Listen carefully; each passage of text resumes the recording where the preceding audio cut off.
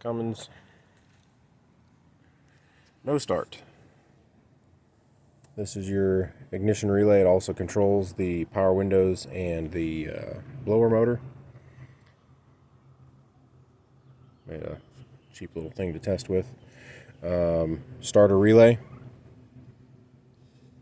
That was good. We proved the other circuits were good. Thought maybe the starter was bad. We jumped the wire straight up, just sparks and no sound from the starter. Replaced the starter, still no start. Unplugged everything. This plug goes down to the starter. You can see we cut that wire.